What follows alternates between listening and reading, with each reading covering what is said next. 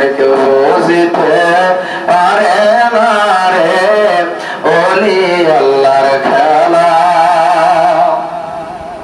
ভাবে কামেল পীরের খেলা। ওরে জোর করিয়া বুঝতে গেলে তার ঘটে মরণ জ্বালা, বলেন জোর করিয়া বুঝতে গেলে তার ঘটে মরণ জ্বালা, কেউ বুঝিতে পারে না রে ওলি আল্লাহর খেলা, ভাবে কামেল পীরের। আরে আমার বসারাতে দয়াল দেখায় চাঁদের আলো,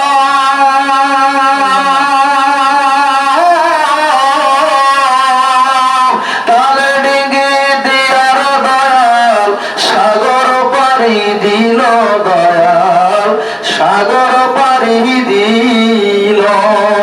আমি কি আর বুঝতে পারি কামেল পীরের খেলা, বলেন আমি কি আর কামেল পীরের খেলা, কেউ বুঝতে পারে না রে ওলি আল্লাহর খেলা, ভাবে কামেল পীরের।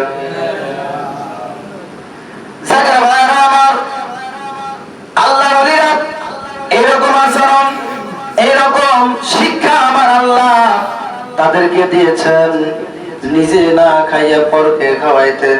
আমার হুজুরকে বাজান তিনারও জীবনের দিকে একটু তাকায় দেখেন, তিনার দরবারে কত বড় বড় গরু, কত বড় বড় মহিষ, ছাগল বেড়া উত্তম এসেছে, নিজে কখনো পেট ভরে খাই না, এই মানুষকে খাওয়াইছে।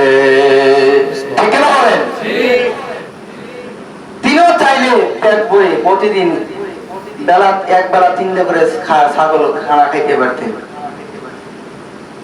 সে সামর্থ্য আল্লাহ পাক তাকে দিয়েছিলেন। ঠিক না বলেন? কিন্তু তিনি তা খান নাই। তিনি কি করেছেন? মানুষের মাঝে তা বিলিয়ে দিয়েছেন, বন্টন করেছেন। এটাই হলো আল্লাহর ওলিদের চরিত্র। তাকে ভাইরা, আমরাও তো তরিকা নিয়েছি, আমাদেরও তো উচিত যে আমাদের যারা প্রতিবেশী আছে, যারা অনাহারে থাকে, যারা খোদায় কষ্ট করে, আমাদেরকে একটু উচিত না যে তাদের দিকে লক্ষ্য করা? তাহলে আমরা কিসের তরিকা করি যদি হুজুরের শিক্ষা আমাদের ভিতরে না থাকে? পাশের বাড়ি একজন খোদায় মারা যায়, আপনি গরু গোশতে ভাত খাইতেছেন। হুজুরকে বাজানের আদর্শ, তিনার ওজিবা কালাম এবং তিনি যেইভাবে নির্দেশ দিয়েছেন সেইভাবে যেন আমরা চলতে পারি, তাহলে আখিরি জামানার বালা মুসিবত থেকে আমরা সবাই রেহাই পাবো। আল্লাহ পাক আমাদের সবাইকে হুজুরকে বাজানের তরিকা মতো চলা মতো তৌফিক দান করুন। সকল বলুন আমিন।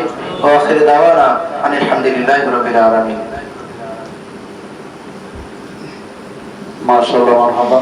অত্যন্ত সুন্দর জ্ঞানগম্য আলোচনা।